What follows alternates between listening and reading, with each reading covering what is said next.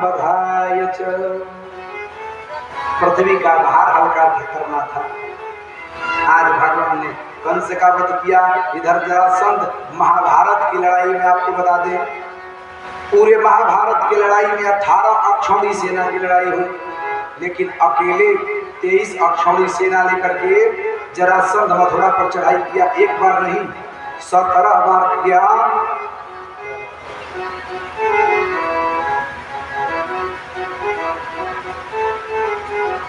23 बार 17 बार चढ़ाई करता है, 17 बार चढ़ाई करता है, लेकिन होता क्या है, 17 बार हार जाता है भगवान से।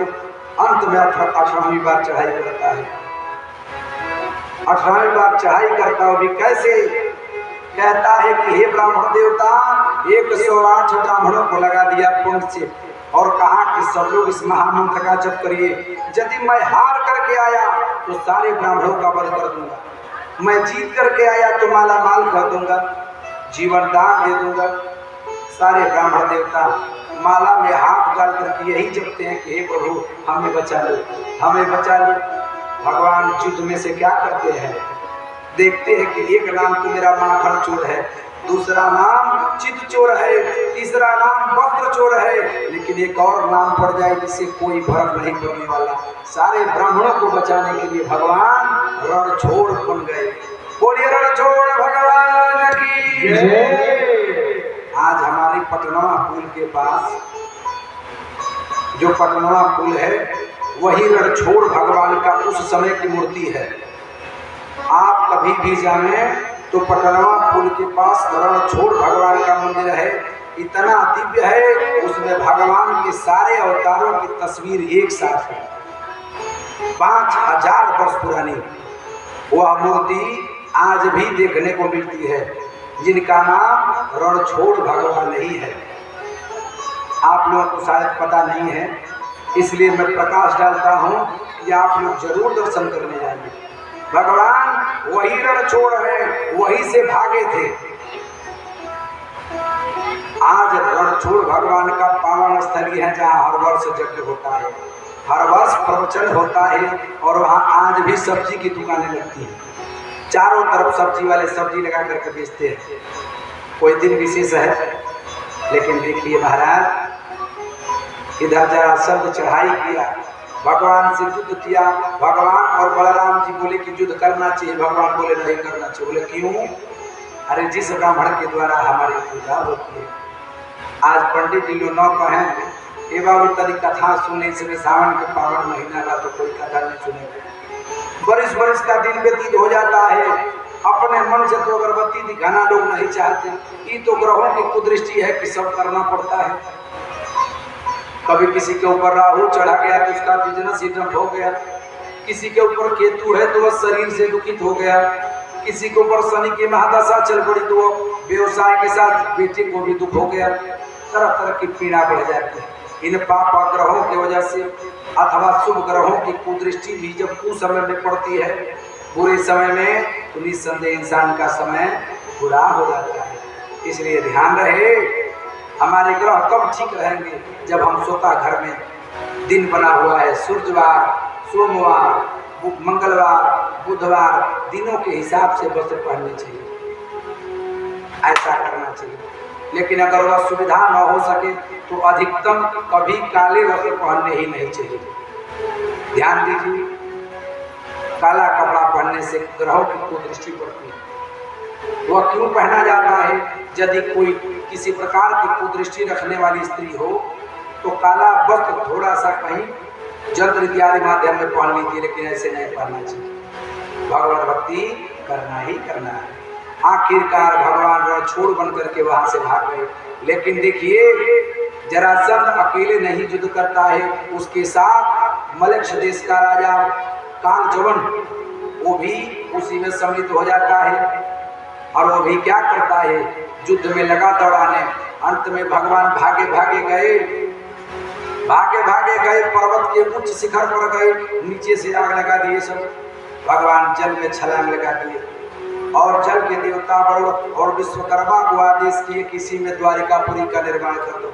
महाराज अनेक देर नहीं लगा, द्वारिकापुरी बन करके तैयार हो गई। इधर नंद बाबा, वसुदेव, देवकी मैया सबको प्रभु ने अपने सुधाम द्वारिका में बुला लिया।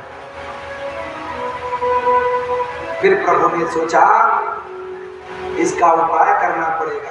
इधर कालजीवन दौड़ाता दौड़ाता एक पर्वत के उच्च शिखर में जाता है।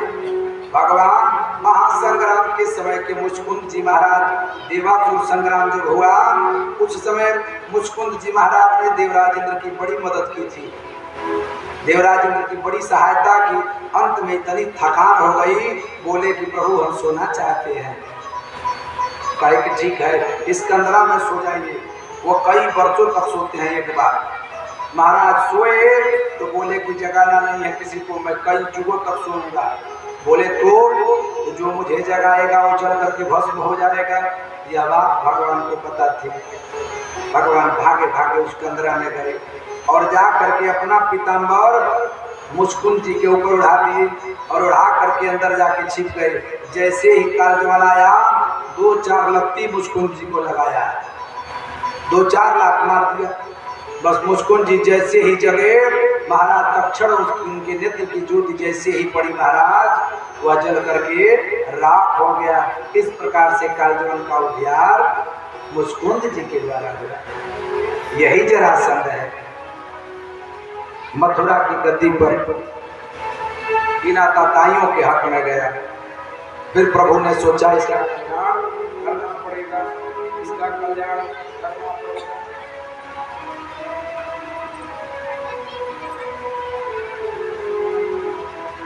आज महाराज जरासंध अपने वहां सभी विद्वत समाज सबको आमंत्रित करते हैं। मल्ल युद्ध हो रहा है। भगवान ने क्या किया?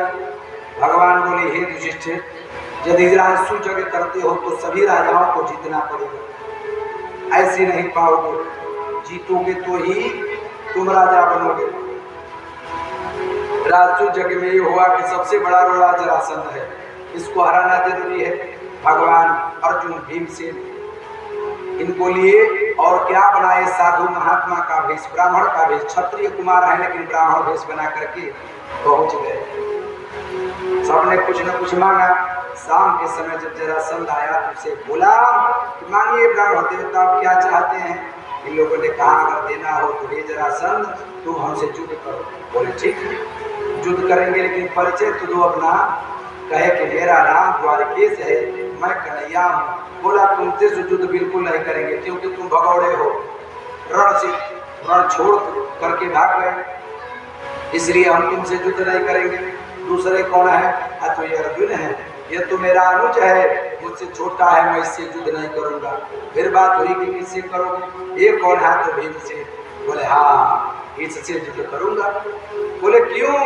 तो ये मेरे बराबरी का है, क्योंकि हम 3 लोगों ने, दुर्योधन, जरासंध और भीमसेन, हम तीनों ने भगवान भोले की बड़ी तपस्या की, बहुत वर्षों तक तपस्या की। बाबा ऐसे हैं, इनकी महिमा बड़ी निराली है।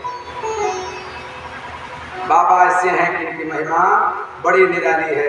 हम तीनों ने बड़ा तपस्या किया, तपस्या के फलस्वरूप भोलेनाथ महाराज, भोलेनाथ प्रसन्न हुए। भोलेनाथ ने कहा मानो क्या चाहते हो, क्या चाहते हो?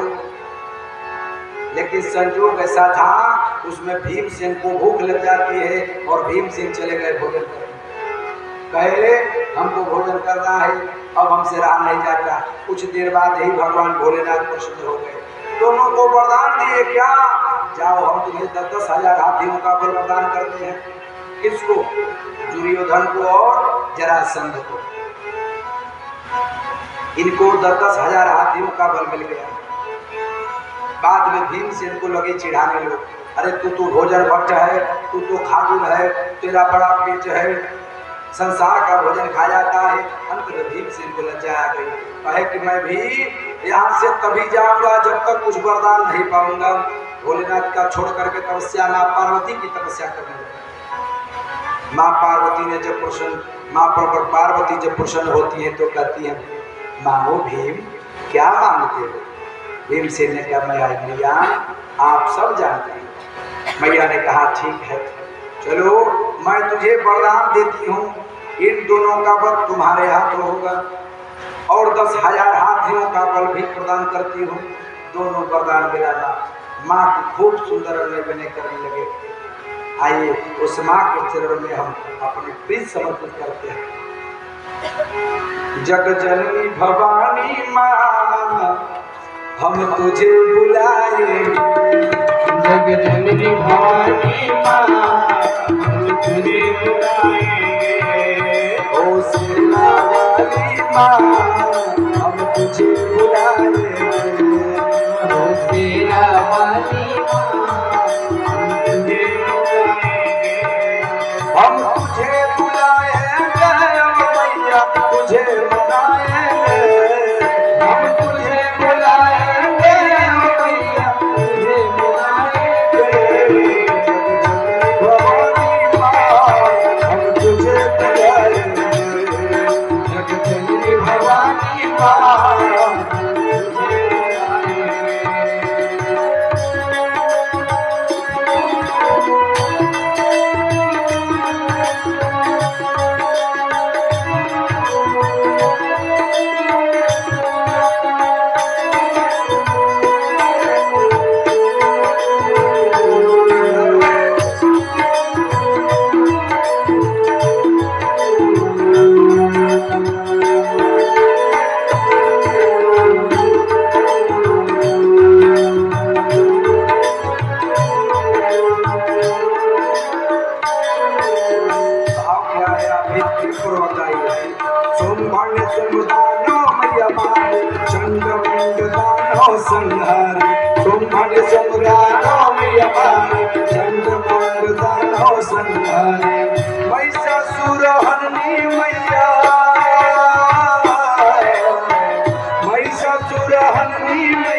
तुझे बुलाएंगे।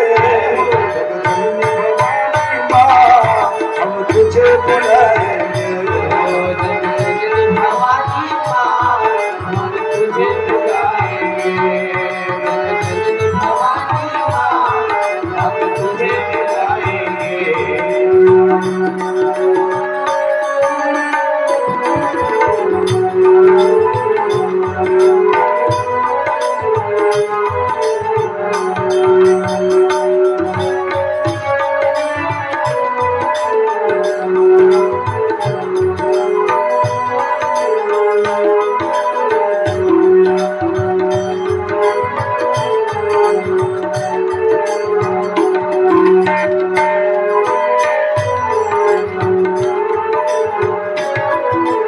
इतना ही नहीं, भीमसेन माँ की स्तुति करते हुए कहा, हे माँ ब्रह्मा विष्णु पार न पावे, शिव भोले बाबा ध्यान लगावे। ब्रह्मा विष्णु पार न पावे, शिव भोले बाबा ध्यान लगावे। ब्रह्मा विष्णु पार न पावे, शिव भोले बाबा ध्यान लगावे। ब्रह्मा विष्णु पार न पावे, शिव भोले बाबा ध्यान लगावे। अपरंपार है महिमा माई का हो, अपरंपार है महिमा माई का, हमें बुलाएंगे। भवानी माँ हम तुझे बुलाएंगे।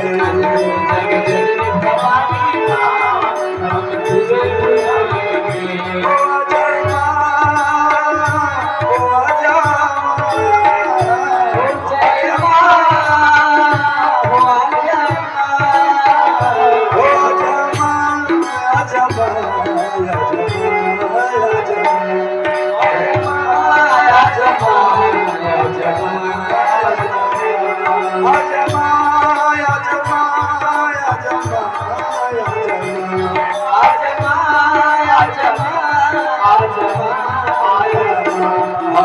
तुझे बुलाएंगे, ओ मैया तुझे तुझे बुलाएंगे, ओ मैया तुझे बुलाएंगे।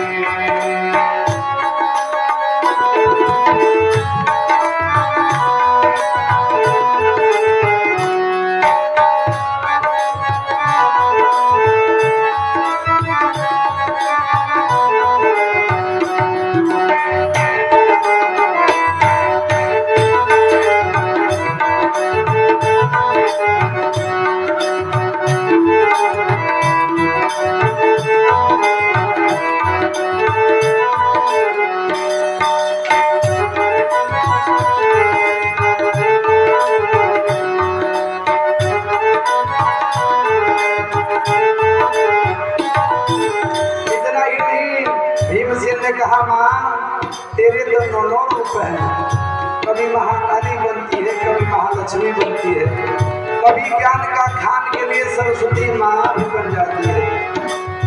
जय जय जय विंध्याचल रानी ओ मोरी मैया दुर्गा भवानी, जय जय जय विंध्याचल रानी ओ मैया दुर्गा भवानी, जय जय जय विंध्याचल रानी ओ मोरी मैया दुर्गा भवानी। जय जय जय विंध्याचल रानी ओ मोरी मैया दुर्गा भवानी। 9 रूप में पूजे जाते, 9 रूप में पूजी जाते, हम भी बुलाएंगे भवानी माँ, हम तुझे बुलाएंगे। ओ जगजननी भवानी माँ तुझे बुलाएंगे। ओ आजा माँ, ओ आजा माँ, हो आजा माँ, हो आजा माँ, ओ आजा माँ, हमको तुझे बुलाएंगे। हो आजा माँ, हमको तुझे बुलाएंगे। ओ आजा माँ, हमको तुझे बुलाएंगे। हो आजा माँ, हमको तुझे बुलाएंगे। जग जननी भवानी माँ, हम तुझे बुलाएंगे। ओ जोता वाली माँ, हम तुझे बुलाएंगे। ओ बम्बा वाली माँ, ओ मुंबा वाली माँ, हम तुझे बुलाएंगे। बोलिए आप सत्य जगदम्बा की जय। आज माँ माँ होती है। भोलेनाथ ने वरदान नहीं दिया भीमसेन को। भीमसेन ने कहा हम तो भोजन भक्षक तनिक देर हो गया बाबा चले गए, हमारी तपस्या का कोई मोल नहीं, चलो छोड़ो बाबा को, हम मैया की पूजा करें। आखिरकार मान ने सुन ली भीमसेन की, कहा कि जाओ बेटा हम तुझे 10,000 हाथियों का वरदान मन बल प्रदान करते हैं, साथ में इन दोनों का वध तुम्हारे हाथ होगा, ये भी वरदान देती हैं। वरदान पाकर के गदगद हो गए भीमसेन। वाह मैया वो याद है भीमसेन को। आज भीमसेन अर्जुन और द्वारिकेश तीनों जाते हैं, तीनों में से चयन भीमसेन का होता है और युद्ध शुरू होता है। पूरी रात युद्ध होती है और दिन भर बैठ के साथ खाते हैं। उसको यह वरदान था कि जो उसके सामने आएगा उसकी आधी शक्ति उसकी हो जाएगी। जरासंध, चूंकि जरा नाम की एक राक्षसी थी, एक राजा थे जिनके ऋषिवर के वरदान स्वरूप उनकी 2 रानियां थी। तो क्या हुआ कि दोनों रानियों ने पुत्र नहीं था तो दोनों रानियां उस सेब को आधा आधा काट करके खा लेती हैं। आधा शरीर उस वाले रानी से जन्म लेता है, आधा शरीर इस वाले रानी से। दोनों ने जब कुछ नहीं देखा, न बोल रहा है न चल रहा है, दोनों ने उठाकर शरीर को फेंक दिया। जब फेंक दिया तो एक गृह की देवी होती है, उधरी से राक्षसी भी जा रही थी जरा नाम की। उसने देखा कि यह शरीर पड़ा हुआ है, उस शरीर को उठा करके उसने क्या कर दिया, उन दोनों की संधि कर दी, जोड़ दिया। जोड़ते हुए लड़का बड़ी जोर होने लगा, उसी का नाम उसने जरासंध रख दिया। महाराज उस जरा के जोड़ने से ही संधि कर देने से वह जीवित हो उठा, वही जरासंध है। जब तपस्या करता है भगवान भोलेनाथ का तो भगवान कहते हैं कि जाओ हम तुझे वर देते हैं, तुम्हारे सामने पड़ने वाले व्यक्ति की आधी शक्ति तुम्हारी होगी। सामने से कोई जरासंध को मारना चाहे तो नहीं मार सकता था, लेकिन ये भी वरदान दिया था कि जिसको माँ गौरी ने वरदान दिया होगा वही तुम्हें तुम्हारा वध करेगा। अब इसको इस बात की खबर नहीं थी। भीमसेन युद्ध करते करते करते करते एक समय ऐसा आता है इसके शरीर को फाड़ करके फेंक देते हैं दोनों तरफ, पुनः शरीर सट जाता है चुंबक की भांति। भीमसेन ने 1 दिन देखा, 2 दिन देखा, तीसरे दिन भीमसेन की नस नस ढीली हो गई, नस नस ढीली हो गई। अंत में कहे कि प्रभु कुछ करिए। भगवान ने कहा जरा मेरी तरफ देख तो लिया करो। इसीलिए ठाकुर हैं, मैं बार बार कहता हूँ कि भगवान के सामने बैठ करके इनके सामने जब मन लगेगा, इनकी नजरों में नजर लगेगी तब जाकर के उद्धार जीव का होता है। आज महाराज भगवान बोले जरा मेरे तरफ देख लो। जैसे ही चौथे दिन का युद्ध शुरू हुआ, जैसे ही देखा भीमसेन ने केवल इतना देखा, एक तिनका उठाते हैं, फाड़ देते हैं। फिर युद्ध होने लगा। भीमसेन ये नहीं देख पाए कि तिनका किधर फेंकना है, फिर फाड़ देते हैं, फिर चिपक जाता है। आज भीमसेन की नस नस ढीली हो गई। प्रभु ने जैसे ही सिर पर हाथ फेरा, सारे दुख दर्द गायब हो गए। प्रभु ने कहा बड़ा चोट लगा है, बड़ा दर्द हो रहा है। राम नाम होवे ऐसन दवाई, हे भीमसेन पियबो त दर्द ना बुझाई। दुनिया की मोह माया छोड़ दो, राम जी से नेह अपन जोड़ लो। तोहरे जिंदगी के पार कट जाई हो, पियब त दर्द ना बुझाई। राम नाम होवे ऐसन दवाई, पियब त दर्द ना बुझाई। भीमसेन ने फिर पुनः अगले दिन भगवान को देखा। भगवान ने तिनका उठाया, ऐसे फाड़ा और दोनों को विपरीत दिशाओं में फेंक दिया। जैसे ही भीमसेन ने उसके शरीर को फाड़ा और विपरीत दिशा में फेंका, जरासंध का राम नाम सत्य हो गया। इस प्रकार से जरासंध मारा गया। बोलिए भक्तवत्सल भगवान की। इसलिए सुंदर सा शरीर पाकर कभी रोना मत करिए। हो पाके सुंदर बदन कर लो हरि का भजन, जिंदगानी का कोई भरोसा नहीं। पाके सुंदर बदन कर लो हरि का भजन, जिंदगानी का कोई भरोसा नहीं। पाके सुंदर बदन कर लो हरि का भजन, जिंदगानी का कोई भरोसा नहीं। पाके सुंदर बदन कर लो हरि का भजन, जिंदगानी का कोई भरोसा नहीं। पाके सुंदर बदन।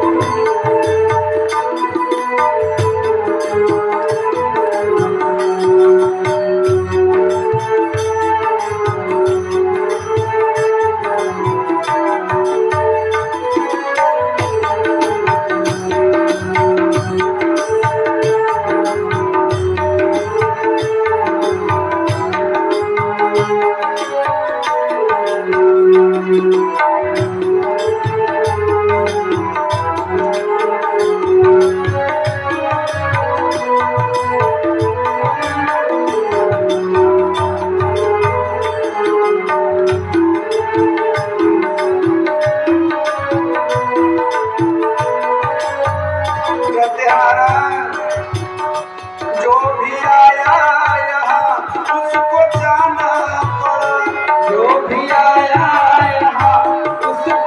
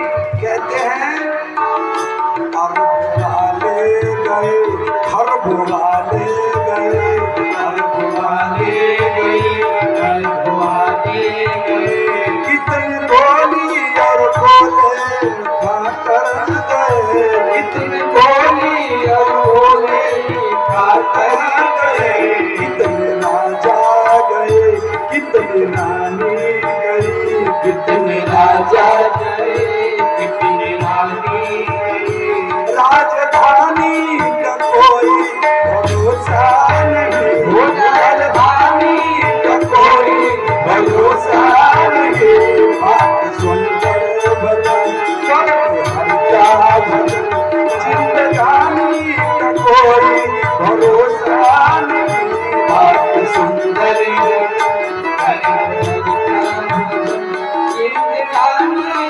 कोई भरोसा नहीं।